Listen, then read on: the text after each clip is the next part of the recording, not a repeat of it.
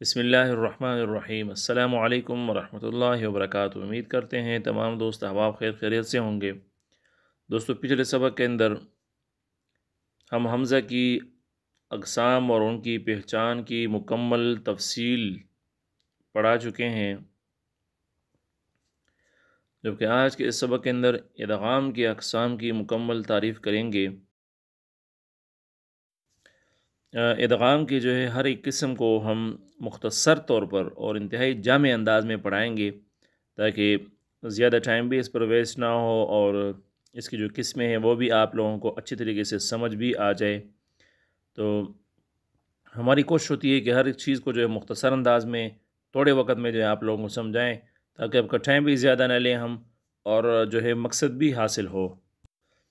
تو انشاءاللہ بہت ساری ایسی ویڈیوز ہوں گی کہ جن کے دیکھنے کے بعد آپ لوگ پچھتائیں گے کہ یار ہم نے اپنا وقت ضائع کیا، ہم نے گناہ کیا، ہم نے فلاں کیا، ہم نے فلاں کیا۔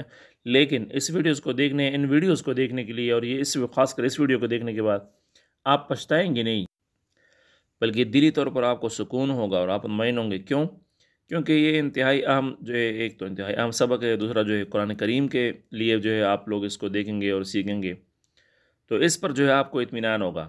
آپ کہیں گے کہ یار ہم نے ثواب کمایا، ہم نے اپنا ٹائم قیمتی بنایا۔ تو میں زیادہ تر تو یہ ریکویسٹ نہیں کرتا، لیکن آج میں آپ سے ضرور کہوں گا کہ اس چینل کو خود، اگر آپ نے اب تک سبسکرائب نہیں کیا تو خود بھی سبسکرائب کریں اور دوستوں کے ساتھ شیئر کریں، تاکہ جو بھی قرآن کریم کو سیکھے، جو بھی ان چیزوں کو سیکھیں، تو اس کے ان کے ساتھ اب اس کے ثواب میں برابر کے شریک ہوں، اور آپ کو بھی اس کا ثواب ملے، کیونکہ یہ صدقہ اجاریہ ہے۔ صدقہ اجاریہ یہ جب تک لوگ اس کو پڑھیں گے، جب تک لوگ اس کو پڑھتے رہیں گے، سیکھیں گے، اس کا ثواب آپ لوگوں کو ملے گا، اور آپ لوگوں کو کیا جانا ہے، ایک کلک آپ لوگوں نے کرنی ہے، بس خود دیکھنا ہے، اپنے صرف 5-6 منٹ دینے ہیں، اس کے بعد ایک کلک سے آپ نے اس کو شیئر کرنا ہے، سبسکرائب کرنا ہے، اور اس کار خیر میں ہمارے ساتھ شریک ہونا ہے۔ تو چلے شروع کرتے ہیں۔ ادغام کی اقسام۔ تعریف: حرف ساکن کو حرف متحرک میں اس طرح ملا کر پڑھنا کہ دونوں ایک ساتھ مشدد ادا ہوں۔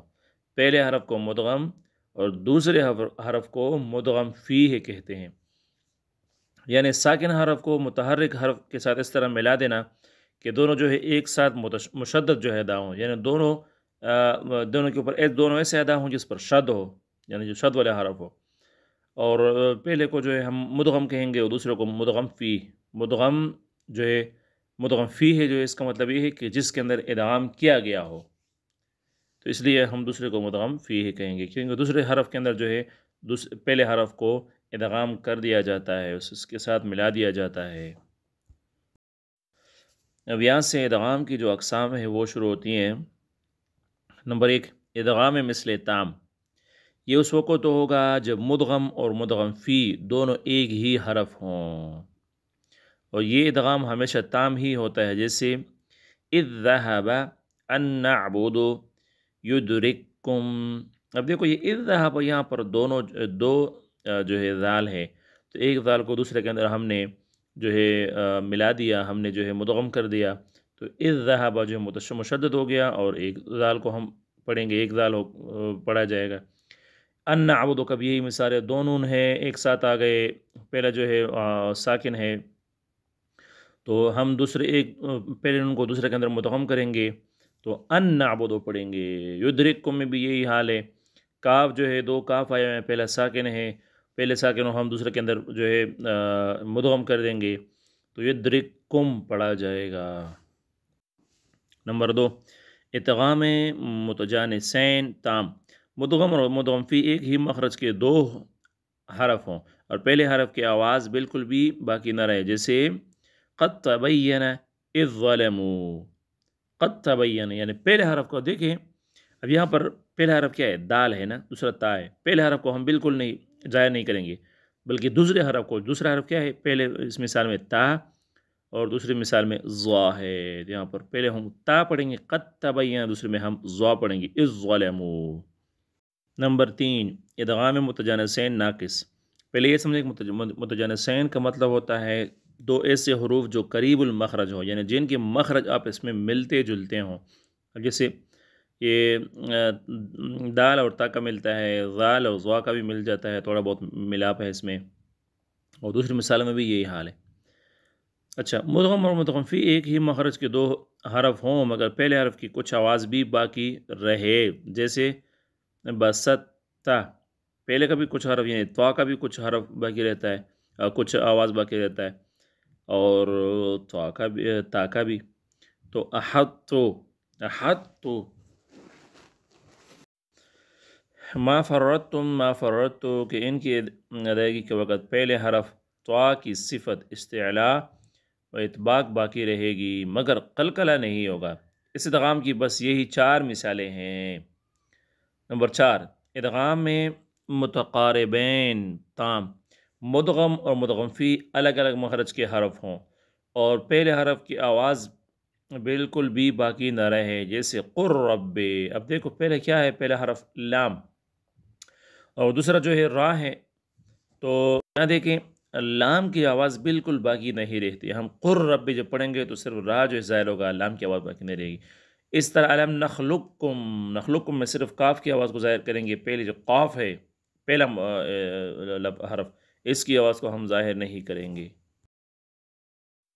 نمبر 5، ادغام متقاربین ناقص، مدغم اور مدغم فی الگ الگ مخرج کے حرف ہوں مگر پہلے حرف کی کوئی صفت بھی باقی رہے، یعنی پہلے حرف کی بھی کوئی صفت جو ہے وہ باقی رہے، جیسے من یشاء. یہاں پر نون بھی تھوڑا سا جو ہے نون بھی ظاہر ہوتا ہے اس میں من یشاء میں. اچھا، من وال کے اندر بھی نون جو ہے تھوڑا بہت واو کے ساتھ ساتھ جو ہے تھوڑا بہت نون بھی ظاہر ہوتا ہے.